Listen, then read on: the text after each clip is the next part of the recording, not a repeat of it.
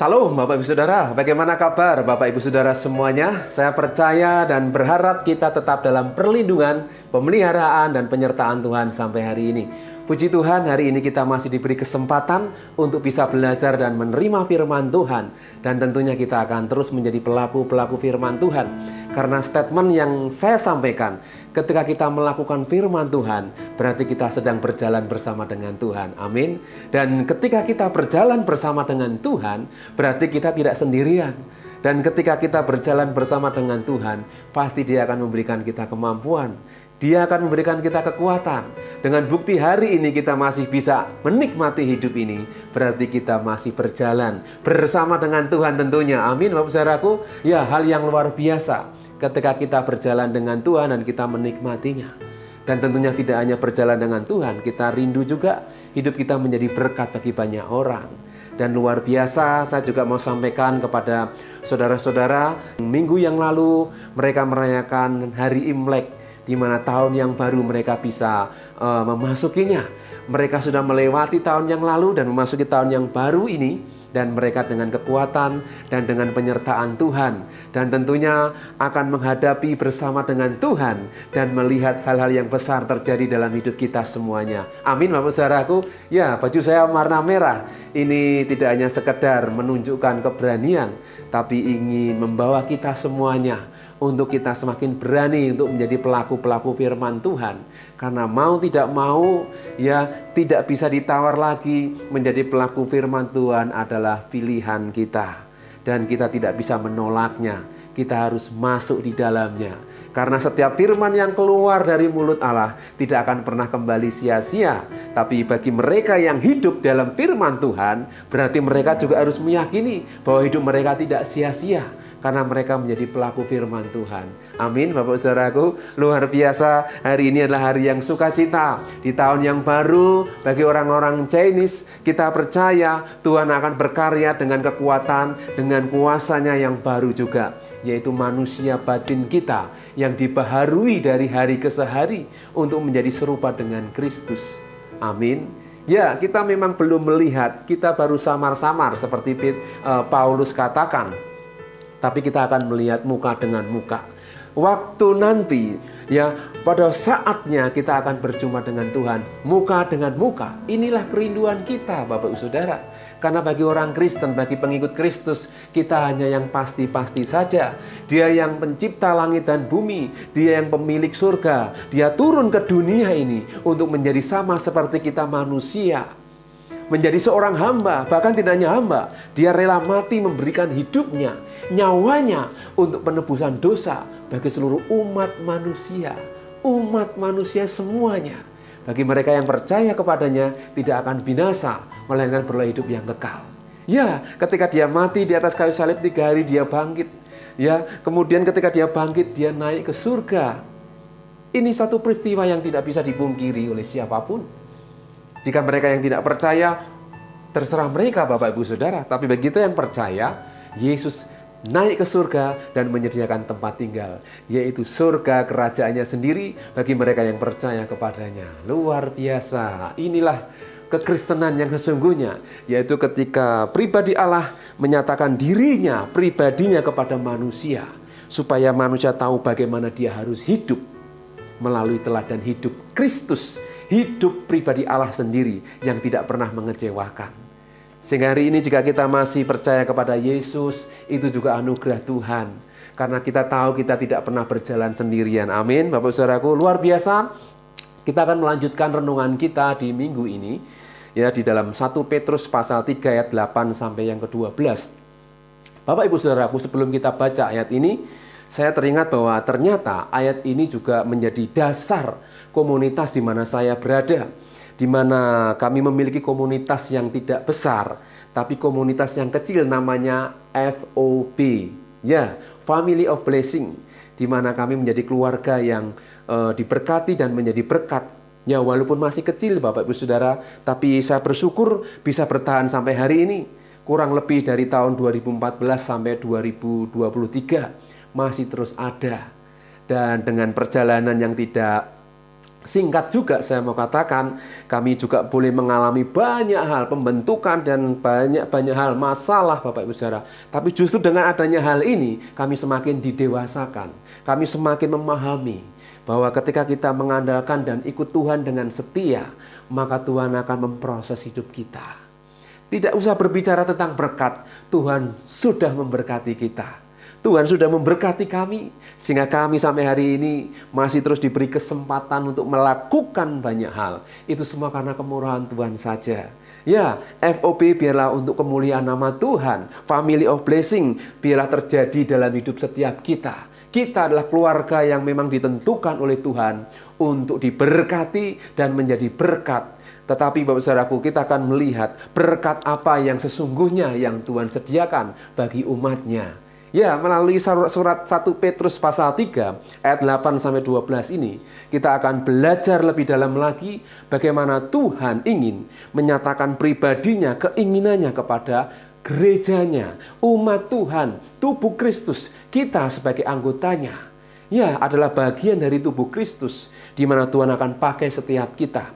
Itu tidak bisa kita tawar-tawar lagi, bahwa Tuhan akan pakai kita semua, saudara dan saya. Amin, Bapak Ibu Saudara. Saya akan bacakan ayat 8 sampai dengan yang ke-9 terlebih dahulu. Dikatakan, dan akhirnya hendaklah kamu semua seia sekata, seperasaan, mengasihi saudara-saudara, penyayang dan rendah hati. Ayat 9, dan janganlah membalas kejahatan dengan kejahatan atau caci maki dengan caci maki, tetapi sebaliknya hendaklah kamu memberkati, karena untuk itulah kamu dipanggil, yaitu untuk memperoleh berkat.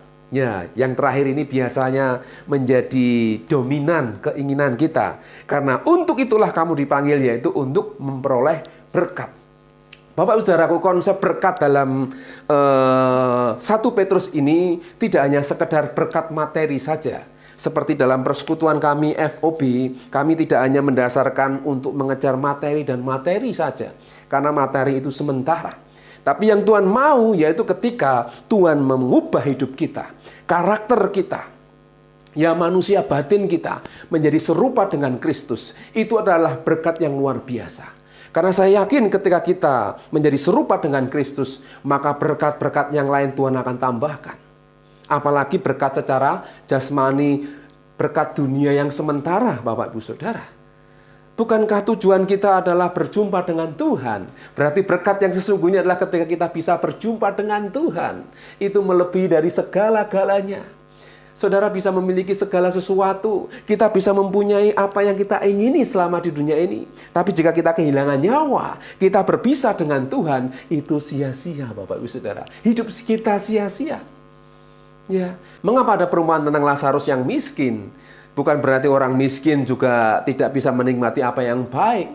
Tapi di situ menggambarkan, memberikan pengertian kepada kita bahwa tolak ukur berkat yang sesungguhnya yang Tuhan inginkan tidak hanya ketika manusia bisa menikmati yang baik-baik, yang indah-indah, dan yang paling heboh di dunia. Tapi berkat yang sesungguhnya adalah ketika kita bisa berjumpa dengan Tuhan dan kita bisa hidup dengan Tuhan. Amin. Karena konteksnya di sini ya di dalam 1 Petrus 3 8 sampai dengan 12 berjudul kasih dan damai. Maksudnya apa saudaraku? Supaya kita bisa menikmati kasih dan damai yang sesungguhnya. Kenapa? Karena di dunia ini kita mungkin bisa menikmati kasih. Kita bisa merasakan damai tapi masih sementara. Tidak kekal Bapak Ibu Saudara. Tapi yang Tuhan rindukan supaya kita bisa menikmati kasih dan damai selama-lamanya. Yaitu ketika kita bersama dengan Tuhan. Jadi orientasinya kita adalah kepada hal yang kekal. Petrus mengajar kita untuk bisa menikmati kasih dan damai yang kekal. Walaupun kita sekarang ini masih tinggal di dunia yang sementara. Bukan berarti kita juga tidak bisa menikmati kasih dan damai. Saya yakin kita pernah mengalami apa yang namanya kasih dalam hidup kita. Yaitu ketika kita mengalami perjumpaan dengan Tuhan, kita mengalami satu persekutuan dengan Tuhan, ada satu kasih dan damai yang luar biasa kita rasakan. Ya, Saya yakin kita pernah mengalami hal ini, Bapak Ibu Saudaraku. Tetapi hari ini Petrus melalui firman Tuhan hari ini kita diajar. Ada poin-poin yang penting yang harus kita ketahui. Bagaimana kita bisa merasakan kasih dan damai yang kekal nantinya bersama dengan Tuhan. Mari kita akan melihat poin-poin ini, Bapak Ibu Saudara. Dan sekali lagi, persekutuan kami FOB bisa berada sampai hari ini. Walaupun tidak banyak, tetapi kami memiliki satu kesepakatan. Komitmen bersama untuk kami tetap menjaga. Saling menguatkan, mendoakan. Saling mengingatkan, ini kuncinya. Dan persekutuan ini juga kunci yang utama. Ya, mari kita akan lihat poin yang pertama. Di sini ada 7 poin yang Petrus sampaikan. Sekali lagi ini tidak hanya untuk FOB, Bapak Saudaraku, tapi ini untuk gereja Tuhan. Untuk tubuh Kristus yang masih ada di muka bumi ini. Untuk seluruh umat Tuhan. Mereka harus memahami apa yang Petrus sampaikan sampai hari ini. Yang pertama, seia sekata. Ayat 8 tadi dikatakan, hendaklah kamu semua, ya, dan akhirnya hendaklah kamu semua seia sekata. Seia sekata sama dengan sepakat. Memang segala sesuatu kalau didasari dengan kata seia sekata, sepakat, itu enak, Bapak Ibu Saudara. Seperti suami istri, mereka bisa sepakat sehati apa yang menjadi tujuan bersama, ya mereka bisa akan menikmatinya. Karena ada seia sekata, kesepakatan. Saya teringat ketika Ananias dan Safira, mereka sepakat untuk tidak memberikan persembahan mereka sepenuhnya kepada Tuhan. Ya, Tuhan tetap tahu. Ya, ketika mereka sepakat suami istri, saudaraku, ya tidak menyerahkan sepenuhnya persembahan yang harusnya menjadi milik Tuhan. Tuhan tahu. Ya, kata sepakat. Ya. Tapi dari sisi lain, Bapak Saudaraku, kita melihat kata seia sekata, sepakat ini sangat penting untuk persekutuan kita sebagai tubuh Kristus. Memang suami istri berbeda, pikiran juga beda, perasaan juga beda. Tapi bagaimana mereka bisa menjadi satu? Ini dibutuhkan kerendahan hati. Nanti ada poinnya sendiri, Bapak Saudaraku, kerendahan hati. Jadi kata seia sekata, sepakat ini sangat penting untuk kita menjadi orang Kristen yang dewasa. Sehingga temanya hari ini tentang kedewasaan. Ya, menjadi dewasa sampai Tuhan datang kembali. Bapak Ibu Saudaraku, poin pertama ini sekali lagi menjadi dasar kita. Untuk kita menjadi jemaat yang dewasa, jemaat yang memang akan mengalami transformasi perubahan. Terutama karakter setiap individu. Setiap kita diubahkan. Ya, belum lagi berbicara tentang kelompok.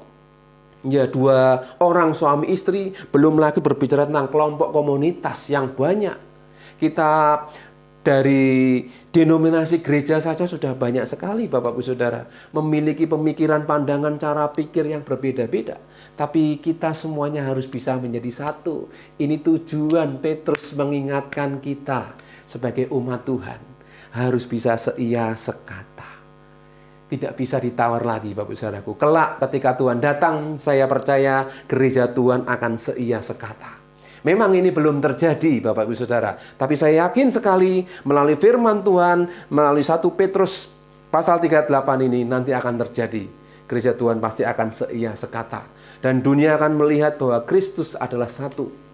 Ya, amin Bapak Saudaraku. Kemudian yang kedua, yaitu seperasaan. Ini semakin naik lagi. Tidak gampang, Saudaraku. Seperasaan berarti bisa merasakan. Ya, zaman sekarang orang bisa mengatakan baper, bawa perasaan. Bagaimana kita sebagai tubuh Kristus bisa seperasaan, sepenanggungan, memang belum sempurna. Gereja Tuhan memang sudah luar biasa sampai hari ini mereka bisa bekerja sama dengan anggota kelompok lain. Bahkan di luar Kristen pun ya ada gereja-gereja yang bisa bekerja sama. Karena memiliki perasaan, yaitu perasaan Kristus. Perasaan yang penuh dengan kasih kepada siapapun. Amin Bapak Saudaraku. Dan hal ini supaya gereja miliki, yaitu rasa seperasaan, sepenanggungan tentunya. Ya, berbicara tentang seperasaan ini kita bisa memahami. Jika kita memiliki satu masalah tentunya, kita pasti akan mendapatkan satu kekuatan. Kata saling tadi dalam persekutuan, kita harus saling menjaga, menguatkan. Kalau kita bisa bantu-bantu, kita doakan. Ini gereja yang luar biasa yang Tuhan inginkan. Kemudian yang ketiga, mengasihi saudara-saudara. Yang keempat, penyayang. Yang kelima, rendah hati. Ini poin-poin yang dasar sekali yang Petrus ajarkan kepada kita sebagai umat Tuhan. Ya, dan memang dalam pengajaran Kristus, memang tidak semuanya harus seperti kasih dilos-los, tidak Bapak Saudara. Kadang Tuhan juga menggunakan kasih pakai tongkat. Amsal juga mengatakan, lah didiklah anakmu dengan tongkat. Maksudnya dipukul untuk anak itu menjadi taat. Dipukul di bagian yang tepat supaya anak itu selamat. Bukan untuk mencelakai atau membinasakan atau membuat mati anak itu atau anak kita. Tetapi Tuhan mengajar supaya ketika kita dipukul, supaya kita sadar. Karena seringkali manusia kita ini juga kurang menghormati, kurang menghargai apa yang Tuhan inginkan dalam hidup ini. Iya Bapak Saudaraku, kita jujur sebagai manusia, kita juga kadang kurang ajar. Kita tidak taat, kita tidak setia. Jika kita masih dipukul oleh Tuhan, berarti Tuhan masih mengasihi kita. Amin. Jika Tuhan masih mencambuk kita, berarti kita masih dikasih oleh Tuhan. Kadang kita memang kesakitan. Kadang kita merasa, aduh, bisa kecewa, bisa, aduh. Tapi ingat, hari ini saya mau ingatkan. Tuhan mengajar kita juga dengan tongkat. Supaya kita tidak binasa. Mendingan kita diajar pakai tongkat daripada kita dibiarkan kemudian kita mati kekal selamanya. Amin Bapak Saudaraku. Mendingan kita dipukul oleh Tuhan karena Tuhan mengasihi kita daripada kita dijauhi oleh Tuhan. Bukankah kematian yang sesungguhnya adalah berpisah dengan Tuhan? Ya. Jadi jika kita sudah tidak digubris sama Tuhan, itu bahaya Bapak Saudara. Berarti kita sudah hidup seperti orang linglung, tidak tahu harus bagaimana. Dan bahayanya lagi kalau mereka-mereka yang sudah dibiarkan Tuhan, mereka melawan Tuhan. Waduh, cilaka. Ya, di akhir renungan ini nanti Bapak Ibu Saudara, saya akan tayangkan orang-orang yang mengeluarkan kata-kata yang melawan Tuhan. Mereka yang menentang Tuhan. Sehingga apa yang mereka terima, apa yang mereka alami, Bapak Ibu Saudara bisa melihat nanti di akhir renungan hari ini. Bapak Ibu Saudaraku, Petrus mengajarkan kepada kita, gereja Tuhan, umat Tuhan, untuk bisa mengasihi saudara-saudara, menyayang dan rendah hati. Ya, dan ayat yang ke-9 dikatakan, dan janganlah membalas kejahatan dengan kejahatan. Ini hukum yang kayaknya sudah biasa, kita sering dengar, tetapi tidak semudah yang kita lakukan. Tetapi percayalah, hari ini jika kita diingatkan, berarti kita harus menghidupinya. Menghidupinya menjadi suatu kebiasaan. Ya, balas kejahatan dengan kebaikan. Amin. Amin Bapak Ibu Saudaraku, yang setuju katakan amin. Yes. Kemudian atau caci maki dengan caci maki. Mari kita balas caci maki dengan senyuman. Amin. Jika kita dicaci maki, wah, merasa sok suci, sok benar, sok kudus, kita akan tersenyum saja Bapak Saudaraku. Karena dengan senyuman itu orang akan melihat bahwa Tuhan mengasihi mereka yang mencaci maki kita. Amin. Tuhan akan memberkati mereka. Ketika kita mendoakan mereka yang menganiaya kita, Tuhan akan memberkati mereka dengan keselamatan. Bukan dengan halal materi Bapak Ibu Saudaraku, tapi dengan keselamatan. Ini berkat yang sesungguhnya. Ya, sekali lagi kita bisa menikmati hidup ini, mau apa, mau ini, mau itu, bisa. Tapi jika kita tidak selamat, sia-sia hidup kita Bapak Saudaraku. Jadi berkat yang sesungguhnya adalah ketika kita menerima keselamatan yang sesungguhnya dari Tuhan. Luar biasa. Tetapi sebaliknya adalah kamu memberkati. Ayat 9 jelas dikatakan, karena itu untuk itulah kamu dipanggil. Kita dipanggil untuk memberkati. Menjadi berkat tidak hanya secara materi, tapi teladan hidup Bapak Ibu Saudara. Ya, jika hari ini kita mengalami masalah, kita mengalami sesuatu yang menjemukan dalam hidup ini, percayalah, itu mendatangkan kebaikan ketika kita meresponinya dengan baik. Tuhan sedang memukul kita atau Tuhan sedang mengajar kita, itu berarti Tuhan mengasihi kita. Ya, jangan konsep kita berpikir Tuhan harus memberi ini, memberi itu. Ya, bukan. Tapi justru Tuhan izinkan kita menerima, mengalami hal-hal yang kadang pahit dalam hidup ini. Itu juga mengajar kita supaya kita semakin dewasa di dalam Tuhan. Amin, Bapak Ibu Saudara. Ya, memang enak, gampang kayaknya untuk mengkhotbahkan ini. Tapi mari kita belajar bersama-sama untuk menjadi pelaku firman Tuhan. Karena ketika kita melakukan firman Tuhan, berarti Tuhan berjalan bersama dengan kita. Jangan lupa ini Bapak Ibu Saudaraku. Luar biasa. Sekali lagi, persekutuan kami bisa berada sampai hari ini. Semua karena kemurahan Tuhan. Dan minggu lalu sedikit kesaksian kami juga bisa bersama-sama. Dan kebersamaan ini adalah hal yang memang mahal. Tidak bisa dibeli dengan apapun. Ketika kami bisa bersama untuk menerima berkat Tuhan, ya, untuk saling mendoakan, untuk hidup semakin berkenan di mata Tuhan. Ini adalah berkat yang luar biasa Bapak Ibu Saudara. Jadi persekutuan-persekutuan yang kita ikuti, yang kita ada di dalamnya, mari kita semakin sadar bahwa kita sedang dibawa kepada kesempurnaan seperti Kristus. Gereja Tuhan yang hari ini ada dan yang masih ada, itu dibawa kepada kesempurnaan.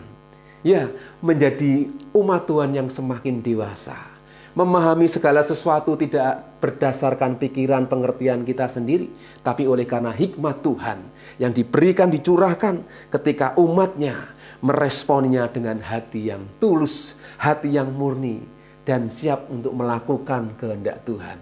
Ini adalah hal yang luar biasa Bapak Ibu Saudara.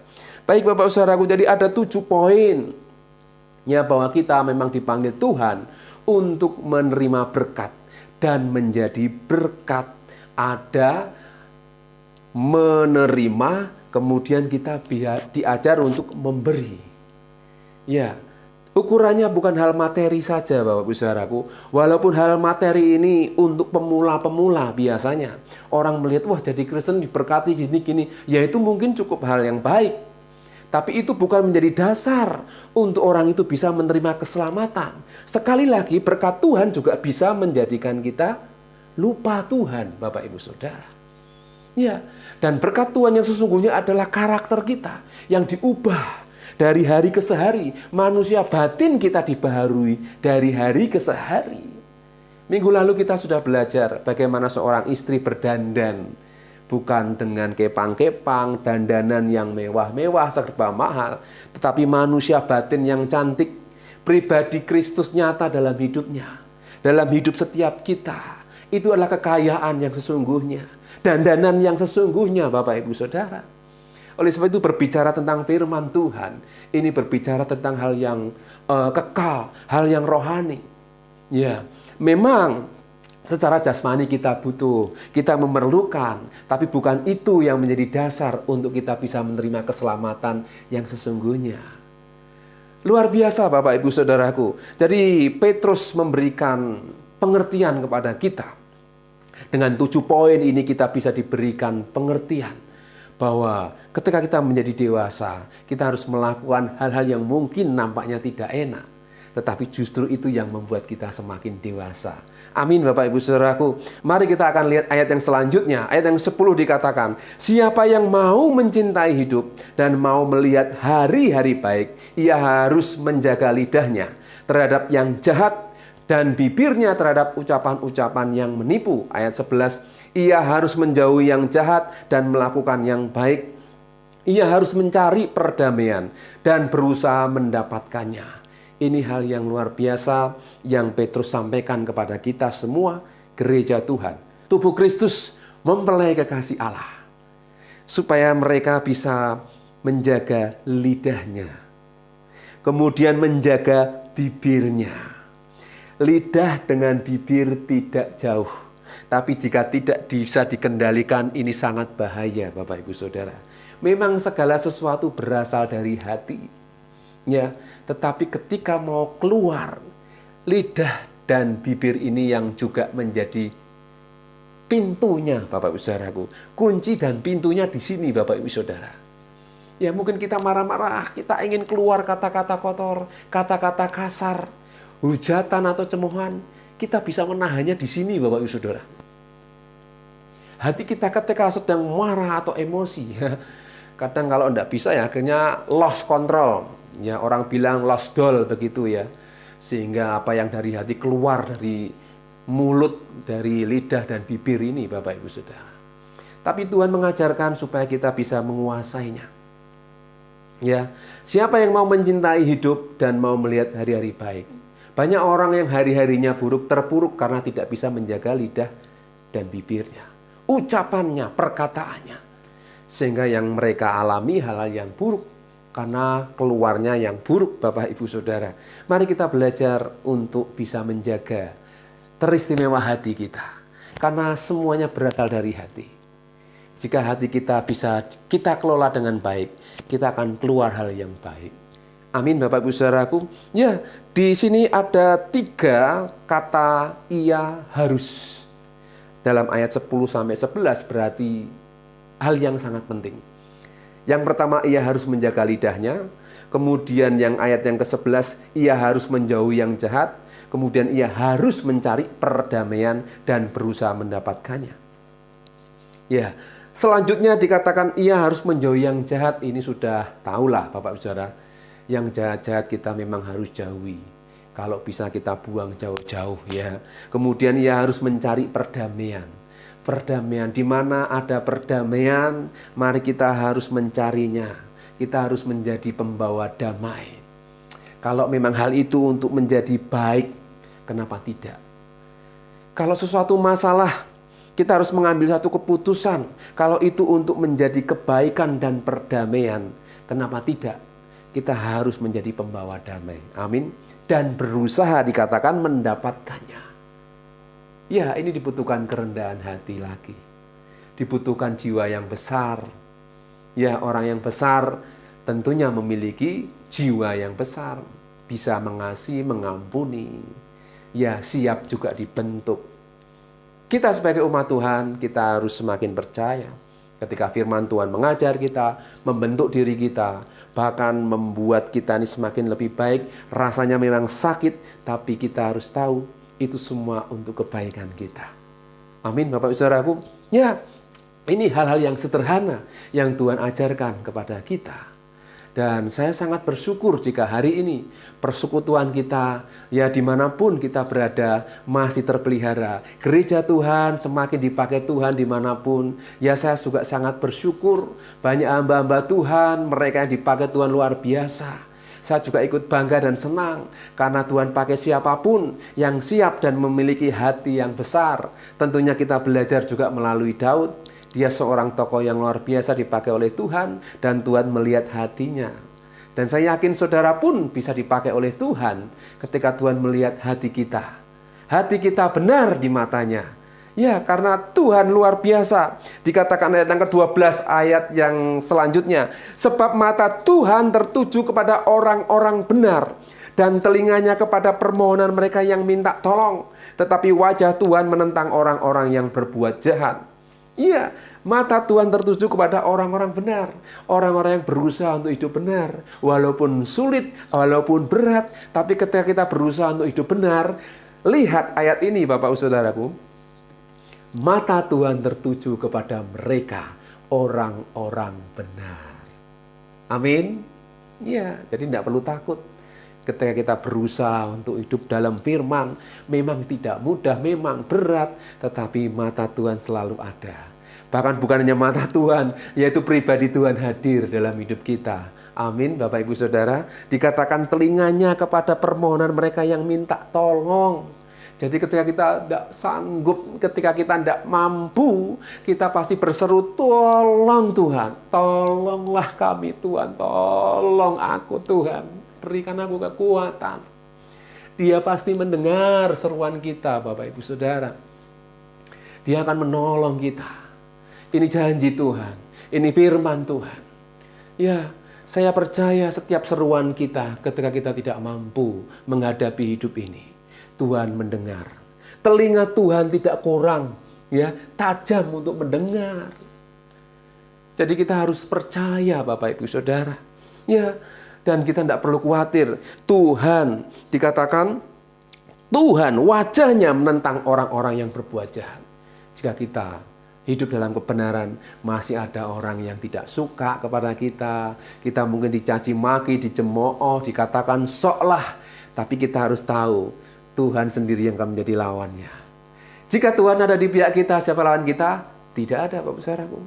Biarlah orang-orang berkata ini dan itu, asal kita terus berjalan bersama dengan Tuhan. Kita yakini kita hidup dalam firman Tuhan. Kita harus percaya bahwa Tuhan akan memberikan pembelaannya. Amin. Ya, kita tidak perlu menjadi sok-sokan ya, merasa mampu. Tetapi kita harus percaya bahwa ketika kita tidak mampu, Tuhan yang akan memampukan. Karena Tuhan ada di pihak kita. Amin, Bapak Ibu Saudaraku. Luar biasa. Ya, renungan hari ini kiranya bisa menjadi kita orang-orang yang kuat, orang-orang yang dimampukan. Dan pesan ini untuk kita semua, bukan hanya untuk FOB. Walaupun persekutuan kami, Family of Blessing, di akhir nama saya itu ada kata FOB, Family of Blessing. Berkat, keluarga yang menjadi berkat. Ya, itu menjadi dasar kita, bahwa kita diberkati tidak hanya secara materi, tidak hanya secara jasmani, tapi kita diberkati menjadi manusia-manusia Allah, kata firman Tuhan, yaitu manusia-manusia seperti Kristus. Dan ini yang menjadi kerinduan kita semua, gereja Tuhan, tubuh Kristus. Jadi tidak perlu takut, tidak perlu khawatir bahwa Tuhan menyertai kita, Bapak Ibu Saudaraku. Tetaplah percaya, dan akan saya tutup di dalam Roma pasal 14 ayat 7 sampai yang ke-8. Ya. Sebab tidak ada seorang pun di antara kita yang hidup untuk dirinya sendiri, dan tidak ada seorang pun yang mati untuk dirinya sendiri. Sebab jika kita hidup untuk Tuhan, dan jika kita mati untuk Tuhan. Jadi baik hidup dan mati, atau hidup atau mati, kita adalah milik Tuhan. Jika kita meyakini ayat ini, hidup kita milik Tuhan, bahkan mati pun kita tetap milik Tuhan. Amin, Bapak Ibu Saudaraku. Ya, keluarga bisa hancur, organisasi apapun bisa pecah, persekutuan bisa bubar, Bapak Ibu Saudara. Tetapi jika setiap kita menyadari dan memahami maksud Tuhan dengan benar, sebagai umatnya atau sebagai gereja, sebagai tubuh Kristus yang dipanggil untuk menjadi terang dan garam dunia, ya, saya yakin semakin kita belajar firman Tuhan, kita akan menjadi tubuh Kristus yang berkenan, yaitu sebagai mempelai dan kekasih Allah, seperti yang difirmankan. Kita akan menjadi mempelainya yang didandani sedemikian rupa, Bapak Ibu Saudara, sebagai mempelai wanita yang dikuduskan untuk menjadi mempelai Kristus. Amin, Bapak Saudaraku. Siapkan hidup kita, siapkan seluruh ya hidup kita, persekutuan kita untuk menantikan Tuhan. Firman Tuhan mengatakan sebagai mempelai pria Kristus, dan ada hubungan yang luar biasa. Ya, jangan berpikir tentang hal-hal dunia, hal yang jasmani, Bapak Saudaraku, tetapi kita memiliki konsep yang kudus, sebab Allah kita adalah Allah yang kudus. Sehingga ketika kita sebagai mempelai Kristus yang disucikan, yang dikuduskan oleh firman Tuhan, maka Kristus akan datang dan siap menjemput kita. Masalahnya siap atau tidak kita hari ini jika Tuhan datang kembali. Bapak Ibu Saudaraku, biarlah renungan hari ini mengingatkan kita. Sebagai umat Tuhan kita harus selalu siap. Kapanpun Tuhan datang, kita harus selalu siap. Ya, sehingga tantangan zaman yang kita hadapi pun itu bukan menjadi hal yang menakutkan, tapi justru kita percaya bahwa Tuhan beserta dengan kita. Apapun yang terjadi dalam hidup ini, percayalah Tuhan menyertai kita sampai akhir zaman, sampai kesudahan hidup kita. Amin, Bapak Saudaraku, percayalah. Mari kita akan berdoa. Bapak di surga, terima kasih hari ini kami sudah mendengar firman-Mu. Firman yang menguduskan, firman yang menyucikan, firman yang mengingatkan kami. Untuk kami tetap bergairah di dalam Tuhan. Karena kami tahu arti hidup kami. Jika hidup dan mati kami adalah milik Tuhan, berarti kami percaya kelak kami tetap bersama dengan Engkau. Tuhan, berkati kami semua yang sudah mendengarkan firman-Mu hari ini. Kuduskan kami Tuhan, layakkan kami, ampuni jika masih ada hal yang kurang berkenan di mata Tuhan. Terima kasih Bapa, kami juga menyerahkan keluarga kami, pekerjaan, pelayanan kami, kota dimanapun kami berada. Engkau memberkati, karena kesejahteraannya adalah kesejahteraan kami. Kami juga berdoa bagi bangsa dan negara kami, seluruh pejabat petinggi orang kuat negeri ini, presiden, wakil, para menteri. Tuhan, jika orang berkata tahun ini, tahun yang akan datang adalah tahun-tahun yang sulit, tapi justru kami sebagai umat Tuhan, kami yakini bahwa tahun ini adalah tahun berkat, di mana kuasa Tuhan akan semakin dinyatakan, melalui kami semua umat-Mu, gereja Tuhan dimanapun kami berada. Engkau akan menyatakan melalui kami bahwa Engkau Tuhan yang luar biasa. Tuhan yang hidup, yang sanggup mengubah segala keadaan menjadi lebih baik. Karena kami percaya Tuhan, di dalam Engkau ada mujizat, ada keajaiban. Dan sampai hari ini mujizat-Mu masih terus berlaku Bapa. Kami percaya. Terima kasih Tuhan, terima kasih. Sekali lagi Tuhan, kami serahkan hidup kami sepanjang hari ini dalam tangan kuasa-Mu. Kiranya damai sejahtera Tuhan melimpah-limpah melingkupi kami sampai Engkau datang kedua kali. Dan kita yang percaya dan mengasihi Tuhan katakan bersama, amin. Tuhan Yesus memberkati. Hidupku menggenapi firman-Mu.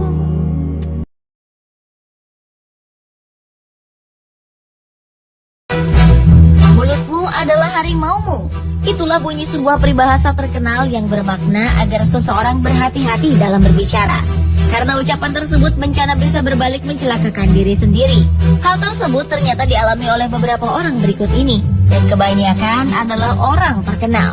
Mereka tewas karena berbicara sembarangan dengan ucapan yang menghina Tuhan, Sang Penguasa kehidupan. Ucapan-ucapan itu memang diperkatakan dengan bercanda atau tidak berasal dari hati. Namun bagaimanapun juga, baik atau buruk setiap perkataan kita semuanya akan dipertanggungjawabkan di hadapan Yang Maha Kuasa. Berikut adalah orang-orang yang tewas karena menghina Tuhan versi on the spot.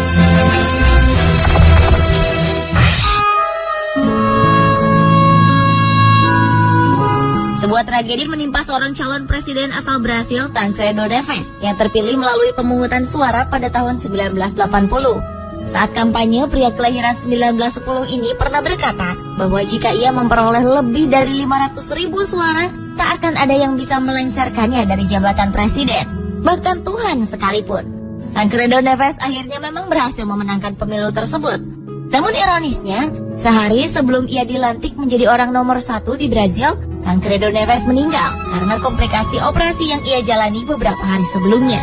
Dalam perjalanan hidupnya, Tancredo Neves memang tidak dilengsarkan dari jabatan kepresidenannya, melainkan ia terlengser dari dunia oleh kuasa Sang Penguasa kehidupan sebelum Tancredo Neves menyentuh kursi kepresidenan secara resmi.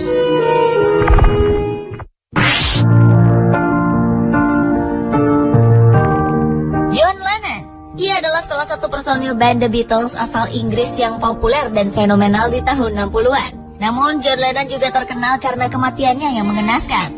Pada tanggal 8 Desember 1980, John Lennon tewas tertembak di depan rumahnya di New York, Amerika Serikat oleh seorang penggemar fanatiknya sendiri, Mark David Chapman.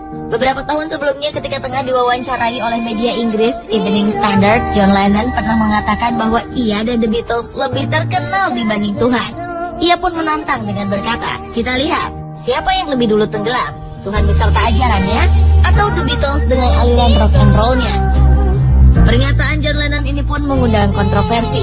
Para remaja yang marah dengan kalimat John Lennon itu kemudian membakar piringan hitam serta poster-poster The Beatles. Tahun 1970 The Beatles membubarkan diri lalu tenggelam. Sementara itu jauh sebelum The Beatles ada dan hingga selama-lamanya Tuhan Yang Maha Kuasa tetap ada. Penembakan yang dilakukan seorang penggemar John Lennon tersebut dianggap banyak orang sebagai akibat dari perkataannya yang menghina Tuhan.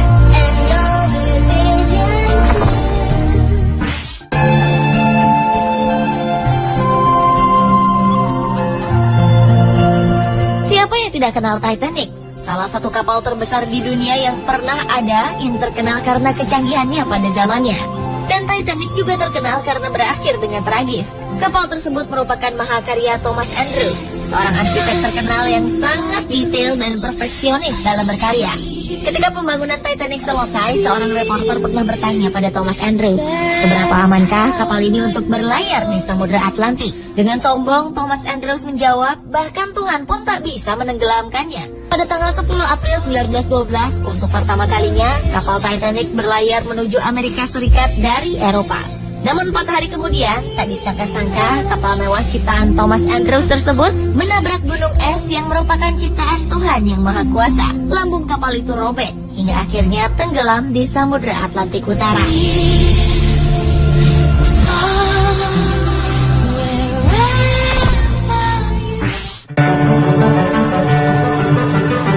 Cantik, populer, dan kaya raya adalah kehidupan yang dialami Marilyn Monroe, aktris terkenal di era 50-an.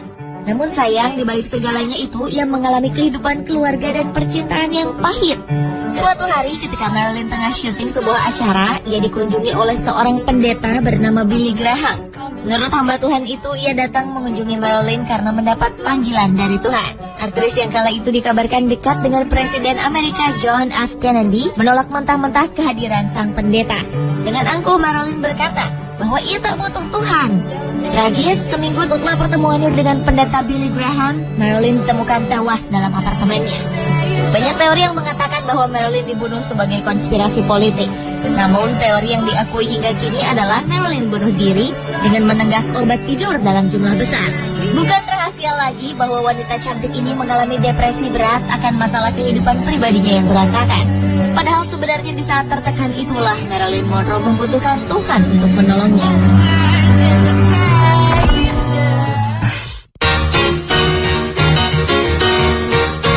Sikap penghinaan terhadap Tuhan yang berakhir tragis juga pernah dilakukan oleh seorang penyanyi dan penyair terkenal asal Brazil yang bernama Cazuza. Saat tengah melakukan pertunjukannya di Rio de Janeiro, Brasil, artis yang meninggal pada tahun 1990 itu menghembuskan asapnya ke udara sambil berkata dengan sangat tidak sopan, "Tuhan, asap ini untukmu." Pria dengan nama asli Agenar Miranda Araujo Neto ini pun akhirnya meninggal karena kanker paru-paru di usia 32 tahun. Cazuza merupakan salah satu artis terkenal Brasil yang telah menjual lebih dari 5 juta kopi album. Sayangnya, kehebatannya dalam berkarya tidak seperti kehidupan pribadinya. Ia diketahui mengidap AIDS dan memiliki orientasi seksual ganda atau biseksual. Selama hidupnya, ia juga pernah mendapatkan beberapa masalah dengan obat-obatan terlarang.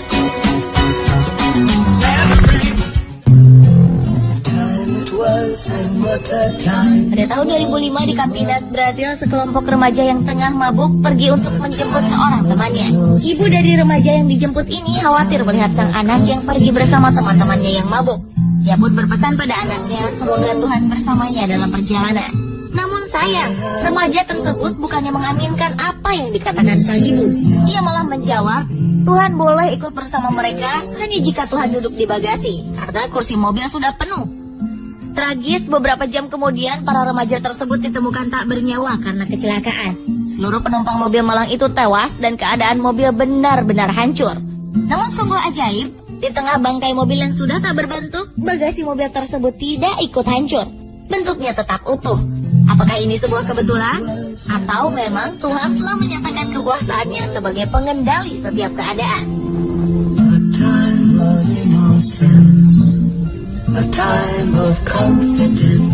Pemirsa, itulah orang-orang yang tewas karena menghina Tuhan versi on the spot. I have a photograph, Prince of